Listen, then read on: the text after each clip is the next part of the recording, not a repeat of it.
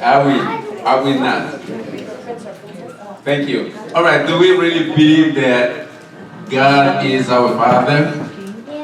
Yes? Do we believe that God is the King? So if God is my Father and God is the King, who am I? Prince or princess, right? Okay, amen. All right, so God also has his representatives.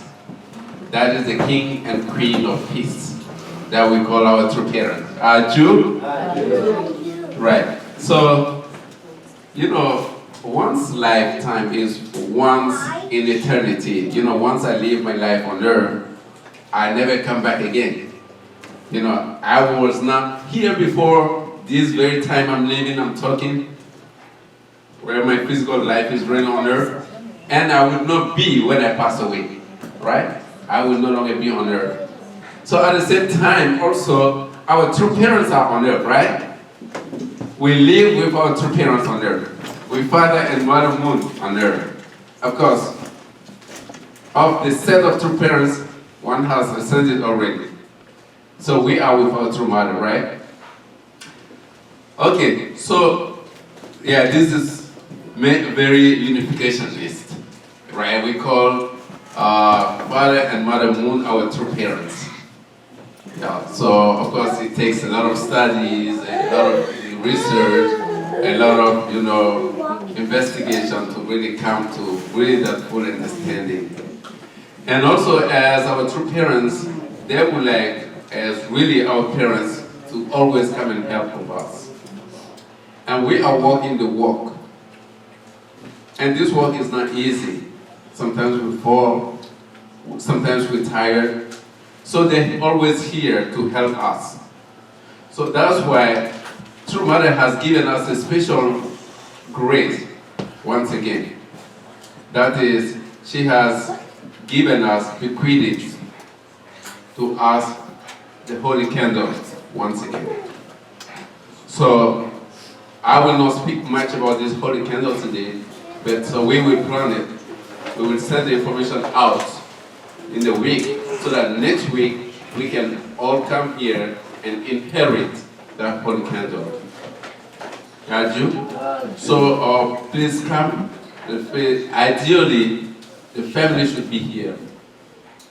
But if the family cannot come, let one representative of the family be here to inherit the candle on behalf of the family. These are very special grace.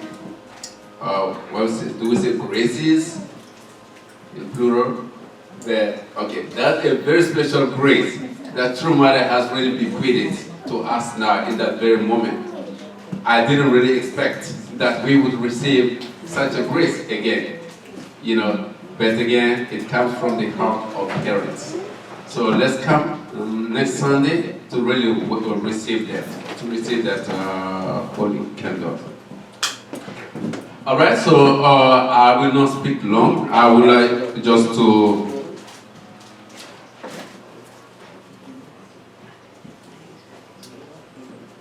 let's take another song and welcome our speaker, Reverend Kong.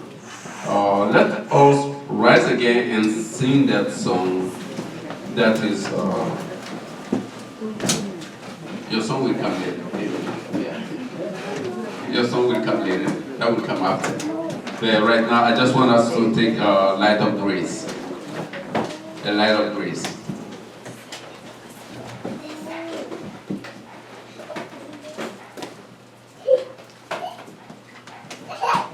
Okay, let's all rise and let's all sing that with all our heart. Put it in the front.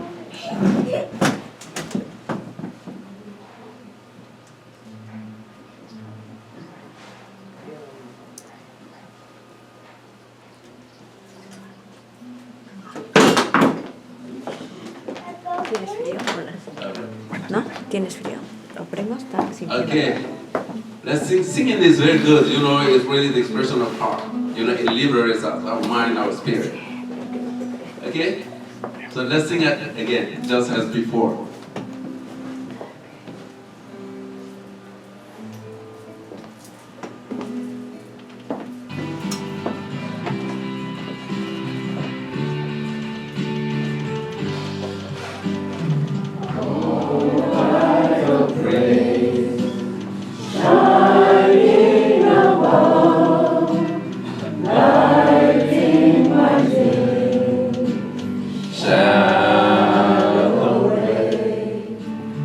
all lies of grace.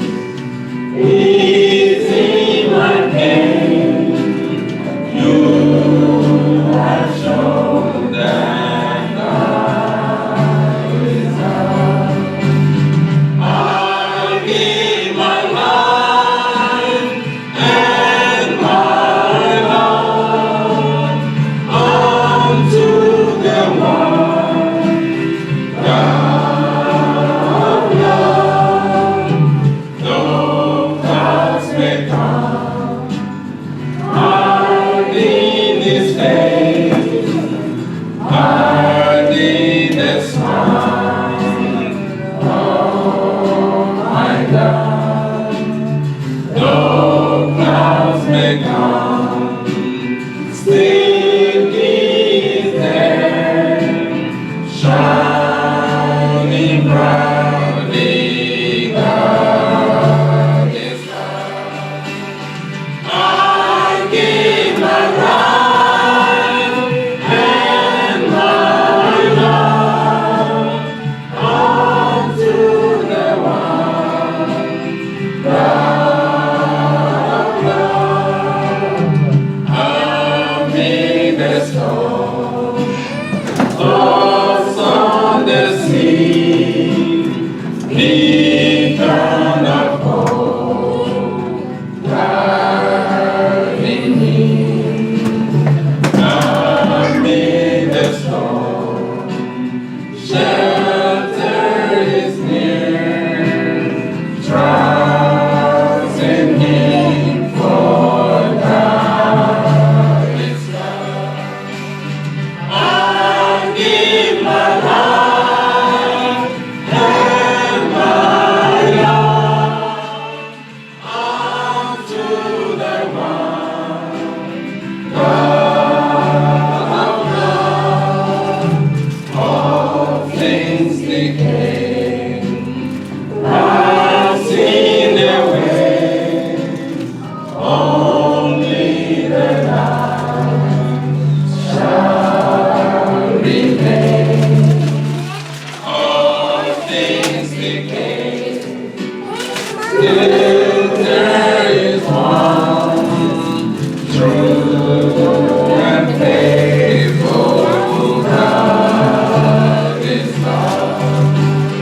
I give my life and my love unto the one God of love. I give my life and my love unto the one God of love.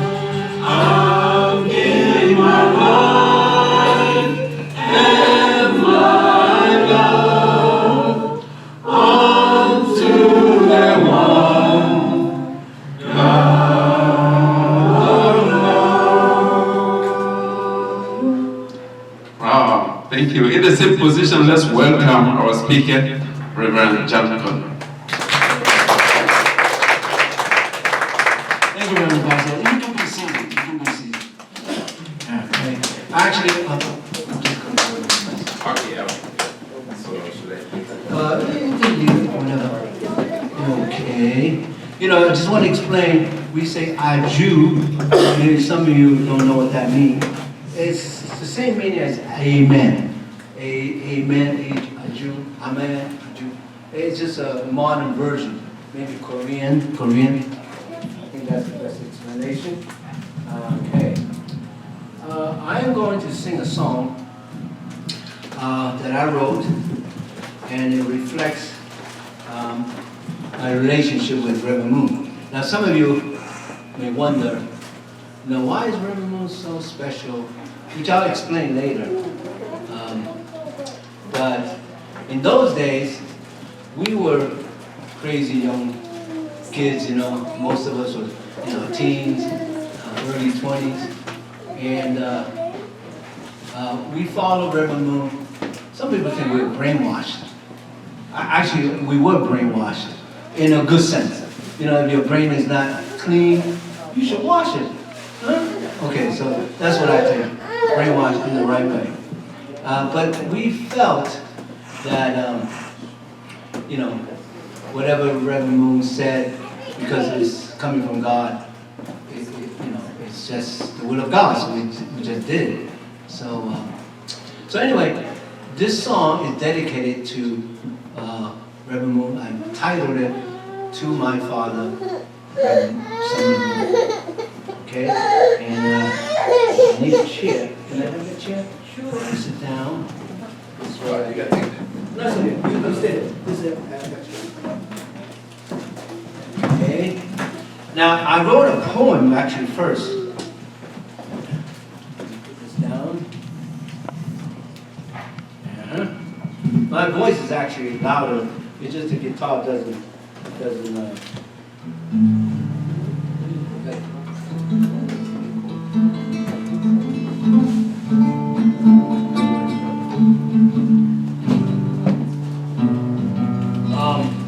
You know, when I wrote this song, actually I wrote it as a poem, and it actually won a little prize, of course within our own church.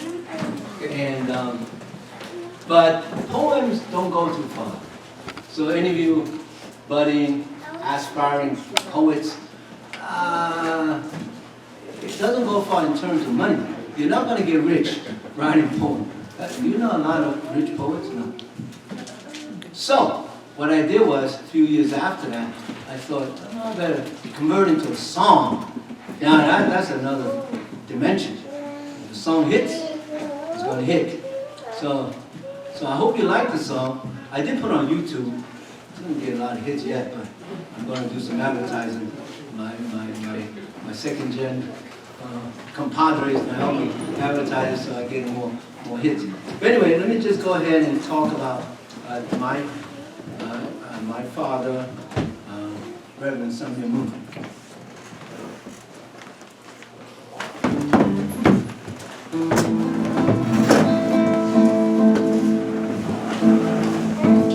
You said we were on a mission to save the world, no less. All we had to do was give our hearts, our souls, our past. Angel, a minister to you, I know for sure. Their healing powers help you through the many tortures you endure. You were the morning of my life. You were my sun and my moon. You left before I can say goodbye. Why did you go so soon? You were a man, God's only begotten Son. You went beyond the call of duty against legions of devils. You won. If the Messiah had returned, what would he have done? No doubt he would do exact same thing as you, my father, Myung.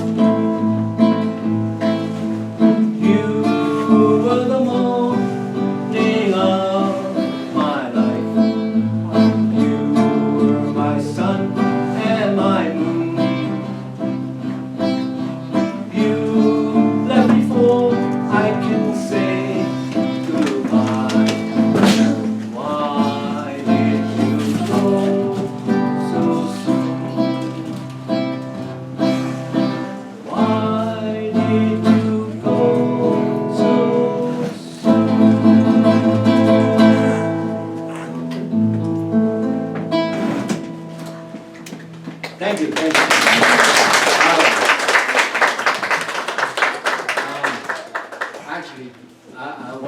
more, but the time's running out. So what I'm going to do is I'll save it for the next time. I have created a new song, and this way you'll come back. All right, so now, without further ado, I'm going to tell you my story. This is a story that originated in China. There's this one boy. How many people in China? Anybody know? 1.4 billion. Yeah, they're still counting. It's that many. 1.6 billion now. And out of that 1.6 billion, there was only one Chinese guy with the last name Kung. That's me. One out of. Well, actually, there were a lot of Kungs, but I'm the only Kung in this church. Can you believe it? My daughter, I thought she would take the last name Kung, but no, the women go with the men, right? So her last name. And my 3 grandkids, their last name is not Kung. So I'm scratching my head. How can I perpetuate? And I can't do anything illegal, So anyway, I'm working on it. How can I produce one Kung? Now, I am the 75th generation. The reason I know this is because my father kept a very clear record. I think you know genealogy, and in the Orient, every generation has a special middle name, like Jin, Sun Jin, they all have Jin, and then after that is Myung something. Okay, so anyway, God guided me here because I was under Chinese rule, and in China, as you know, is everything controlled. There is an iron curtain, bamboo curtain. You can't get out. You can't easily leave. It's not only America won't let you in, but you can't even leave. You can't even get a passport. So what happened? Well, my mother, she's a smart woman. She actually, when the communists took over in 1949, she was very observant. And she realized she can't trust the communists. And she told us one episode. She said, communists, they call them comrades, they would come into the town, her town, city, and they would say, okay, everybody write confession paper. Write down what you did wrong, how you were anti-revolutionaries, you were bourgeoisie, that's a bad name, right? If you own any, they don't trust people with glasses even. Anything that has to do with intelligentsia, those are the 5 main groups they're against. So you have to write it down, And so people, they say, if you don't write it down, and we find out that you were working with the anti-communist, the nationalist group, if they found out, that's it. So everybody was kind of, afraid. So they wrote everything down, confessed completely. Those people confessed, the next few days they all disappeared. You know what happened? They used the confession paper to prosecute them. You did this. Yeah, but you confessed, you did it.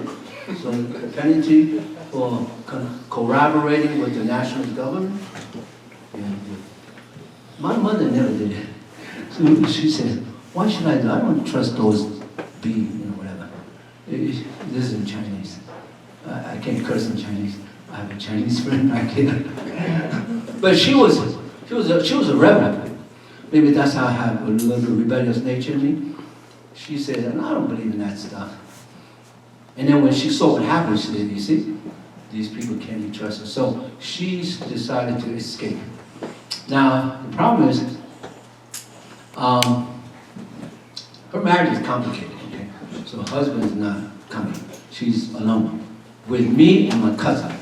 Actually, I have one sister, but she was not eligible in her eyes. She was a little bit older than me, but in China, as you know, they value, men, boys, and girls. It's not fair, but that's just the culture. When my sister was born, she demurred, okay? But when I was born, the doctor, she was ecstatic. Is it a boy? Check him out quick. Let's see if she was so happy that I was born, you know. And maybe that's why it makes it so, how do you say, when I kind of left the family to join the church or whatever, she took it very hard because she really loved me, right? But now, in her mind, I betrayed her. But man, I was already 25. I can't be staying home all my life, right? But anyway, we came out. She, myself, I was only like 6 or 7, and my cousin was 3 years older than me. So we were little kids. And it was a rough trip going from Shanghai down to near Hong Kong. Now, in those days, Hong Kong was free. Once you get to Hong Kong, you're free. But getting to Hong Kong, now there's a barrier. Between Hong Kong, there's Kowloon, it's kind of two islands, and there's a big mountain. And we had to go towards the mountain and then climb over. So that was a big trip. But we were helped by what do you call them? The monks. The monks had their temples. So we were somehow helped along the mountain ranges. They would take us in, give us water. But it was always very dangerous. We had to travel in junk boats. You know, these boats with, have you heard of junk boats? They call it junk. It's very big, and we kind of we were hit in the bottom. And of course, you know, a lot of smell from many waste. So anyway, it was fun. We got to top of the mountain, and I remember the group of us, we looked down and saw Hong Kong with its bright lights. Oh man, we were so happy that that's freedom. But of course, still along the way, there were border checkpoints, or I think the communists just randomly shoot just to scare people. So I hear gunfire all the time. But anyway, finally, we were able to get to Hong Kong. Now, we're refugees. And my mother knew, if you're a refugee, you're in bad shape. You have no money, no place to go. Who's going to take you in, right? So she did have some, I don't know exactly what it was, some jewelry. But it was contraband. In other words, the government do not allow you to take any precious metal out. For good reasons. But she said she had to try. Why? Because coming to a new world with no money, it's going to be maybe tougher than back in China. So she hid her jewelry in a suitcase. But you know, when you take the train, there are checkpoints, and those communist guys, they will come up, take your suitcase, throw everything upside down, and look in, and just messes up. So she's taking a big chance, because if she was found to carry, you know, contrabands, illegal stuff, then we would be in big trouble.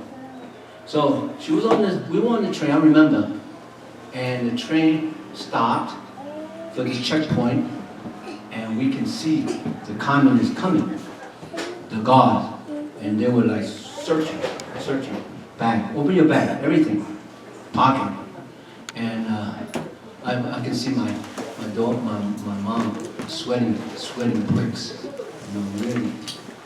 We were kids, so I didn't really understand until later on she told us. And what happened was, when the communists came right next to her, something happened to the train. I don't know what it is, but train have this kind of commotion. Every now and then it goes like this.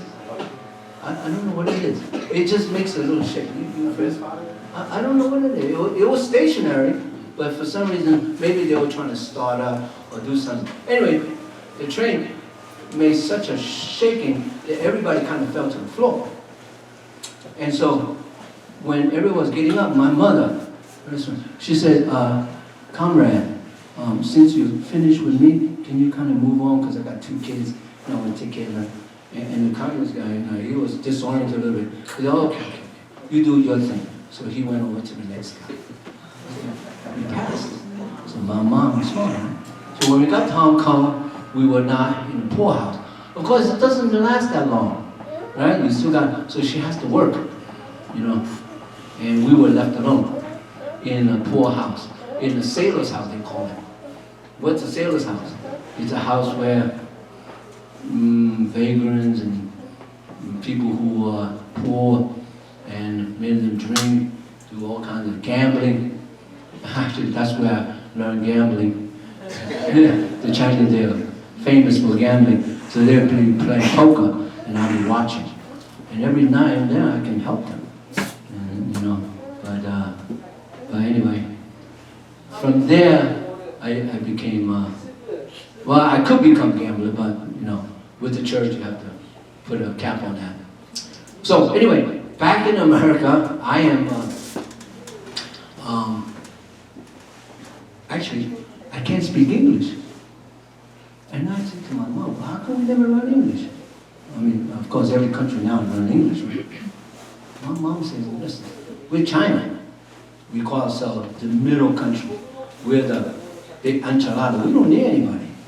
You know, when the Mongolians attack, when all these foreign attack, we just suck them in. And they become Chinese. They learn Chinese. We don't have to learn another language because we're so big. So that's why we never bother to learn English. But now, coming here, I know nothing. No English. I was so, like, frightened, you know. But kids, they learn quick. So, but still, I don't have the command that I wanted to have for many years. Of course, now I feel I do have a little bit more command of the English language, but at that time, I was really struggling. So I wrote in the book, which I'm going to finish, and those of you keep coming to my lectures, I will give you a free first edition copy. Yes, and it's going to have a lot more amazing stuff that God, I feel, God guided me in every point. I could have been killed, or I could have been, you know, just rendered useless or ignored. But here I am. I know that God is guiding me, and I want to be as a proof that God is with me. Let's give my daughter a big hand. Diane. She is so close to my heart. And if I shed a tear, she would cry. She wouldn't know why she's crying, but just the fact that I'm crying, she's crying. That's how close we are. So thank you, Diane. She always helps me. Anyway, where am I? The first, that's right. I want to leave you with 5, fast forward, you know, the fact that I met 2 parents, it was a miracle, you know. I think every one of you have a miraculous story, all right? But 5 points I want to leave with you is, number 1, let me get my notes. The reason I want to get my notes is because I have a timekeeper. Is he here? Oh, good. He's not here. So I can kind of take my time. All right. But I wrote down 5 indispensable lessons for life that I learned from Reverend Moon. And the reason I wrote that because I don't want to get off script and I start to digress and take up all the time. So the first one, okay, is not what you have, but what you do with what you have. Now, it seems pretty straightforward, right? There are a lot of people, they blame themselves for not having anything. And I remember Warren Buffett said, if you're born poor, it's not your fault. But if you die poor, it's your fault. In other words, you know, you live in the greatest country in the world with all the opportunity. You got to take advantage of it. You got to do the work. Nobody, you should not expect anybody, including the government, to give you handouts. The welfare state is not the American dream. The American dream is you go out there and the world's open. You will be as rich as, you know, Microsoft, founder, Bill Gates, whatever. So some people say there are those who are born with talents, right? Some people are born with talents. I grant you. Right? Bruce and I, maybe we have some singing talent, but you just have to develop it. You know, sometimes it's not like it's just there. You just still have to develop it. Okay? And one person said to me, you know what, I search and search, and I realize I just don't have any talent. God shortchanged me. Can you say that? Is that true? I said, okay, you can't cook like the Chinese. We're blessed by God as the best cook in the world. Now, of course, the French might contest that. But you look in any neighborhood, are there more Chinese restaurants or French? There's your answer. Right? Chinese are known for their cooking, their cuisine. Now, other people have different talent. I know the black folks, they sing great, amazing. I never realized why they can sing so well. I asked one black mom, I said, what do you do? She said, well, I don't know if this is true, but my kids, and when the kids cry, what do parents do? Try to placate them, give them candy, get them to shut up. The black moms say, let them cry. It's good for their throat. Let them cry. So they cry and they develop a strong voice. I don't know if that's true. Sorry if it sounds racist, but it's not. I'm just trying to see where God has given us talent. And so to the lady who has no talent, I said, do you know how to like people, love people? Yeah. Do you know what? Love is a talent. There is no limitation to the capacity of you giving love to people. There are some people, some lady who's known for their love. They don't have any other talent, just that's the person you always go to when you want to feel some love. There are people like that, and that is very valuable, right? I mean, who do you have somebody that you can always run to, right? When you feel you need a little comforting, little love. And that would be the best talent. Okay? Okay. Now, I'm going to run through this real quick. I don't want to hold you back. Yes? Yeah, that was number one. It's not what you have, but what you do with what you have. So the talent to love is really the best talent. So my conclusion about that is that we should not judge ourselves, compare with other people. We are unique. All right? So somebody else can make more money than you, so what? You can do other things better. In other words, we should not compare ourselves with others, but how you have progressed. You know where you are, let's say, after 10 years, did you get better? You're the baseline. So your life should be, where you improve. Some say, who you are is what God gave you. Who you become is your gift to God. Who you are is God's gift to you.